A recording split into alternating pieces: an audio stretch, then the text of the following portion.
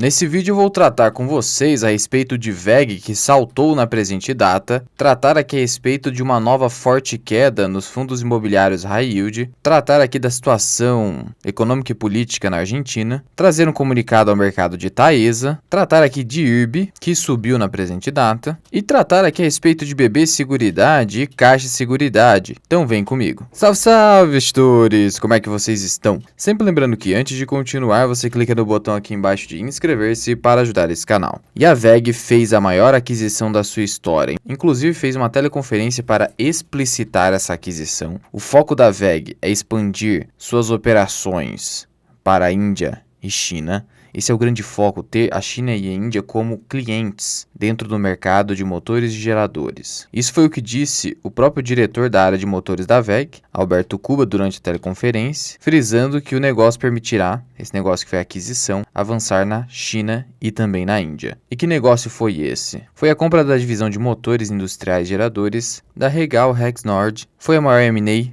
da história da VEG. Mesmo após a transação, a VEG ainda terá uma posição de caixa líquido de R$1 bilhão. Isso que significa uma empresa sem dívidas, pode fazer aquisições e mesmo assim continua sólida. O único problema da aquisição, no curto prazo, é a redução da margem EBITDA da VEG em 0,8%. Porque a margem líquida da Regal é inferior. Mas afora isso, o mercado reagiu bem a essa aquisição, sendo que a ideia da VEG, que acabou adquirindo 10 fábricas na prática, é fazer com que as 10 fábricas sejam 100% operantes. E hoje a ociosidade dessas fábricas está em cerca de 50%. O múltiplo pago pela VEG na prática foi de 7,7 vezes EV sobre EBITDA, mas como a VEG pretende dobrar esse EBITDA, o múltiplo na prática ficaria inferior a isso, sendo que a VEG negocia na bolsa 20 vezes EBITDA. Então, considerando essa diferenciação entre 20 vezes EBITDA e 7,7 vezes que a VEG pagou para fazer essa aquisição, o mercado reagiu muito bem, fazendo as ações dispararem quase 5% na presente data. E vale ressaltar que essas 10 fábricas estão espalhadas por 7 países, fazendo com que a VEG tenha presença ainda mais global: Estados Unidos, México, China, Índia, Itália, Países Baixos e Canadá. Sendo que, segundo estimativas da VEG, essa negociação vai aumentar a sua receita em aproximadamente 10%. E o que é impressionante é que a VEG, mesmo desse tamanho, continua se expandindo com negócios estratégicos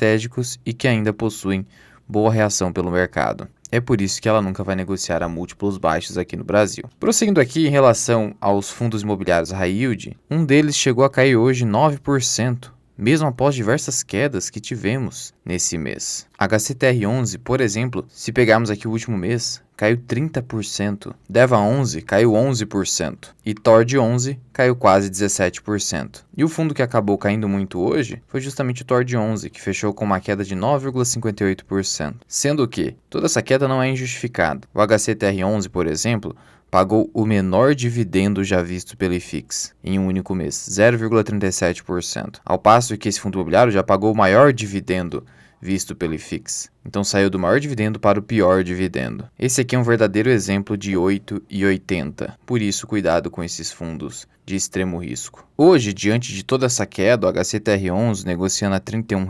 aproximadamente, qual seria o yield hoje nos preços atuais? Óbvio que não é recomendação, mas para você ver como o mercado bateu nesse papel. Ele pagou em 2023 5,47 e o dividendo mensal só veio decrescendo. Então é provável que, se mantido esse dividendo, vai fechar aqui com um ano de R$ 6 por cota, um dividendo ainda inferior a 2019. R$ 6 por cota, nessas cotações de 31, significa um yield de quase 20%. Portanto, não é os 27% que estão aqui, que pega ali também dividendos pagos no ano anterior, porque pega os últimos 12 meses. Então, esse ano, o HCTR11 deve fechar com yield entre 18% a 19%. Basicamente, um fundo imobiliário vale o quanto ele distribui de dividendos. É para isso que serve um fundo imobiliário. Se você tem ali, inclusive, CRIs, que tem LTV, Loan to Value, superior a 100%, ou seja, com alto risco de calote e de não recebimento do fluxo de pagamentos, isso faz com que o mercado exija um prêmio de risco enorme. Por isso, o yield atual de 20% em relação ao preço que se pagaria hoje para comprar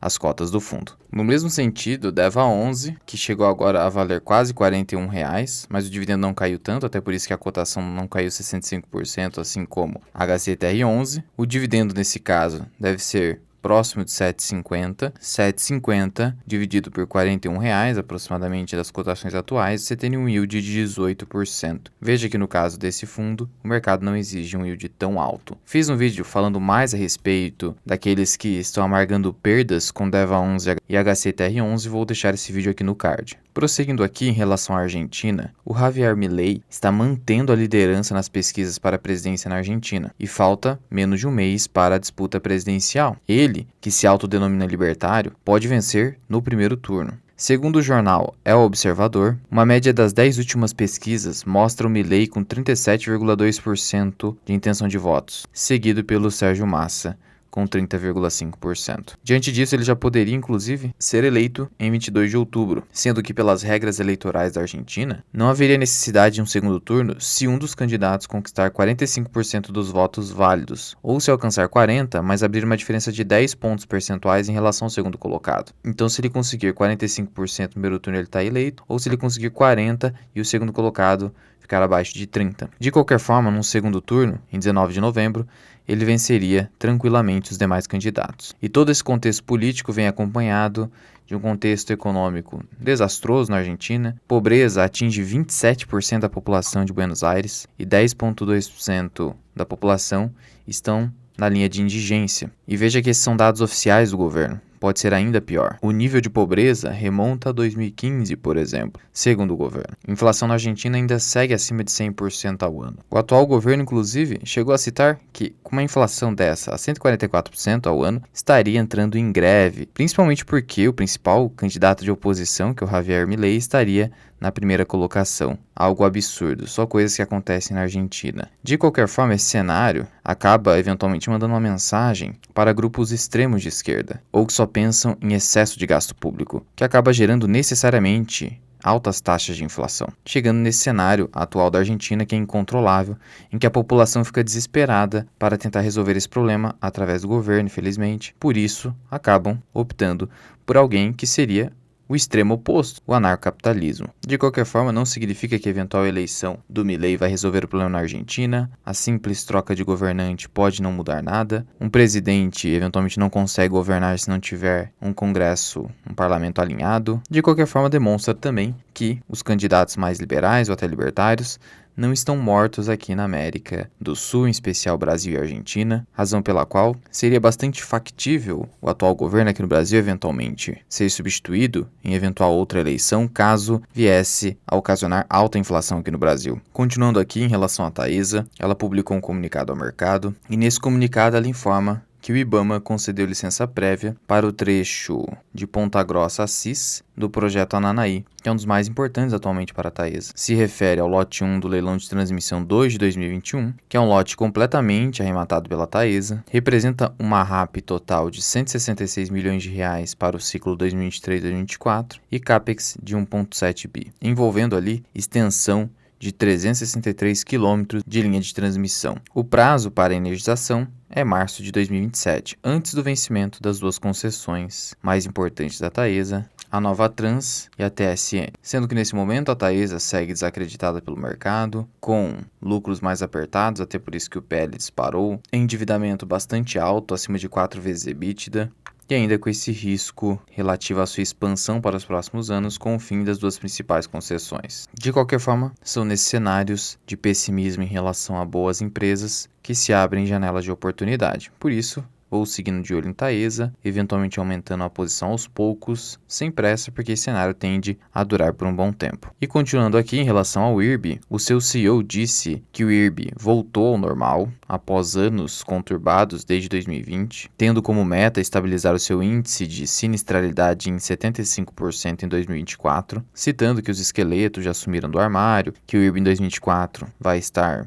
completamente recuperado. Outra meta do IRB é concentrar suas operações na América Latina e alcançar 15% de faturamento na região, contra 10% atualmente, então ainda há muito a que se fazer. De qualquer forma, Marcos Falcão, CEO da empresa, disse que essa meta pode ser alcançada já no segundo trimestre de 2024, sendo que em 2025, segundo ele, o IRB será novamente o maior player da América Latina em termos de resseguros. E citou que em relação à Argentina, aguarda ainda os desdobramentos das eleições presidenciais para dar algum parecer, sendo que o IRB hoje subiu bem, 2,35%. No último relatório enviado à SUSEP, relativo ao mês de julho de 2023, a empresa apresentou um lucro líquido de 22,3 milhões de reais, acumulando até então 51 milhões de reais de lucro, contra um prejuízo de 351 milhões em 2022 e quase 59 milhões em julho de 2022, portanto, houve aqui uma bela de uma recuperação. Diante dessa recuperação, nos últimos 6 meses, o IRB subiu 100%, no ano a alta é de 24%, portanto o mercado já começou a dar mais confiança novamente para o IRB. Fechando-se o ano fiscal com lucro, isso poderá fazer com que a ação engate uma tendência de alta mais consistente, tornando eventualmente o ativo novamente atrativo, mas obviamente para uma carteira de oportunidades ainda insuficiente com todo esse histórico complicado da empresa.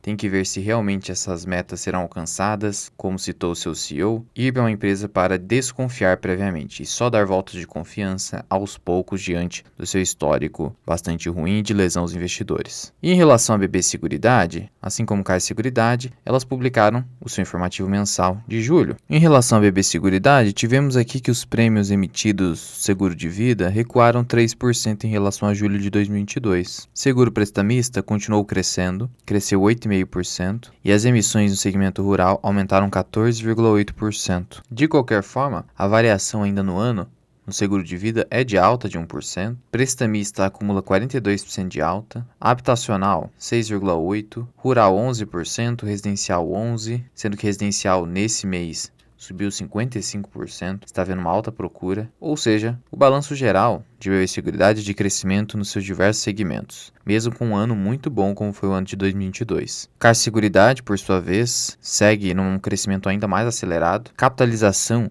cresceu 60% em relação a julho de 2022. Segmento de previdência totalizou 2,3 bi, mantendo-se acima da média mensal do ano. Em relação ao seguro de vida, no caso da Caixa, houve um crescimento de 13,2%. O ramo prestamista registrou 176 milhões de reais em prêmios emitidos.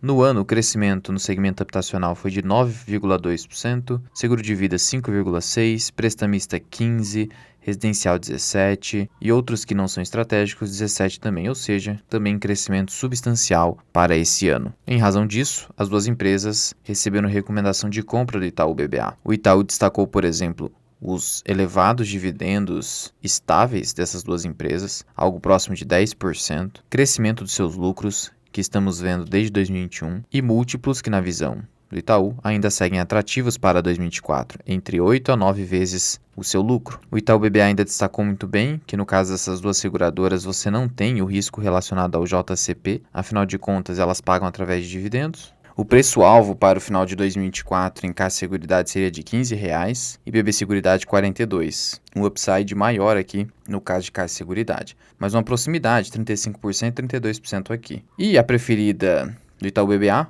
obviamente, seria a Caixa Seguridade, por conta do upside maior, porque na visão do Itaú BBA, a Caixa Seguridade seria a favorita devido à duração mais longa dos seus contratos, algo que nós já falamos aqui em vídeos no canal, receitas e sinistralidade mais visíveis e maior potencial de dividendos. E para a BB Seguridade fica em segundo lugar, porque a empresa teria ali um caráter um pouco mais cíclico, por estar mais exposta ao segmento agropecuário. E de fato, isso pôde ser percebido inclusive quando houve uma redução drástica do payout da BB Seguridade em 2020, para 47% nesse segundo semestre de 2020, uma queda forte, enquanto que com Caixa Seguridade, o payout não se alterou em 2020, denotando que ela tem um caráter mais anticíclico de fato. Mas as duas são excelentes, tanto assim que, de novo, o próprio Itaú BBA coloca aqui preços-alvos com diferença de apenas 3% de rentabilidade entre o upside de uma e o upside de outra. Em Caixa Seguridade, mantém um preço-teto a R$ 12, BB Seguridade a R$ 33, tratando-se, obviamente, de duas empresas que acabam dando alta previsibilidade para sua carteira de dividendos. Não é recomendação. Sendo que, ainda, ter as duas na carteira não seria um excesso de diversificação.